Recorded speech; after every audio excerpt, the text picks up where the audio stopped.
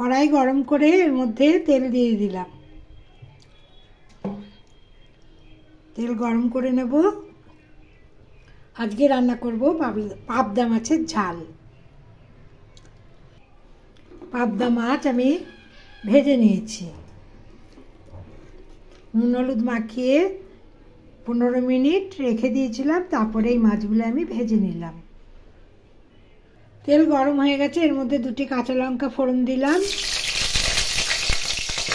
এবং কালো জিরে ফোড়ন দিলাম। এগুলি ভেজে নেব।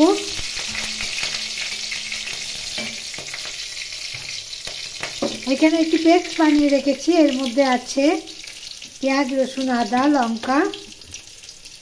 এখানে শুকনো লঙ্কা 2টি আছে এবং একটি কাঁচা লঙ্কা আছে, আর এর মধ্যে আছে 2 চামচ পোস্ত ও 1 চামচ সাদা তিল। কালো জিরা কাঁচা লঙ্কা ভাজা হয়ে গেছে, এখন এর মধ্যে আমি এই পেস্টটি দিয়ে দেবো।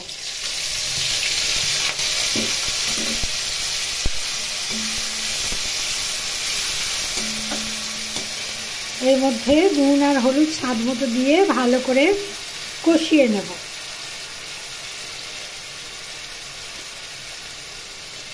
এইভাবে পাবদা মাছের ঝাল রান্না করলে খেতেও বেশ ভালো হয় এবং অল্প সময়ে করা যায় এবং সুস্বাদুও হয়। এর মধ্যে স্বাদ মতো চিনি দিয়ে দিলাম। আপনারা আপনাদের স্বাদ মতো চিনি দেবেন। একটু জল দিয়ে দিলাম।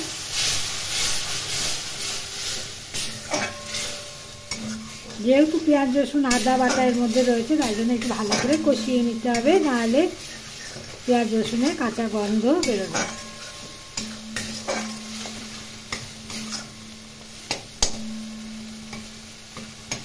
মিডিয়াম ফ্লেমে নেড়ে নেড়ে আর অল্প জল দিয়ে দিয়ে কষিয়ে নিতে হবে।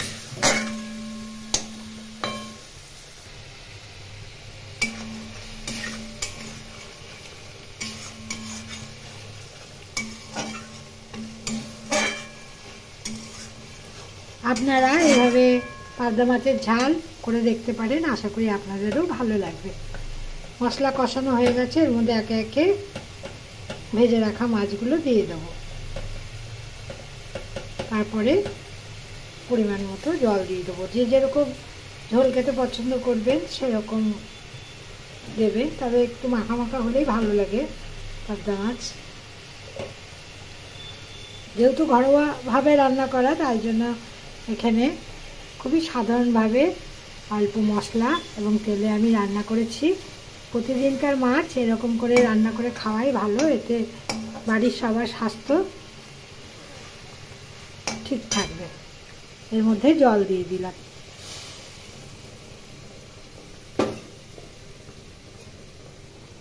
এমনভাবে জল দিতে হবে যাতে মাছগুলো সব ডুবে থাকে। তারপরে একটু লো ফ্লেমে ফুটিয়ে নিয়ে গ্যাসের ফ্লেম বন্ধ করে দিতে হবে।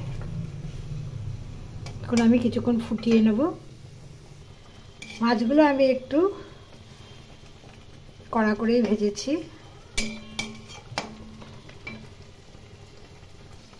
পাবদা মাছের ঝাল আমার রান্না হয়ে গেছে, এখন আমি এর মধ্যে ধনেপাতা দিয়ে দিলাম। এখন গ্যাসের ফ্লেম বন্ধ করে দেবো, দিয়ে ঢাকা দিয়ে 5 মিনিট রেখে দেবো, তারপরে সার্ভ করব। গ্যাসের ফ্লেমটা বন্ধ করে দিলাম। 5 মিনিট পর ফিরে এলাম। মাছগুলো আমি নামিয়ে নিলাম।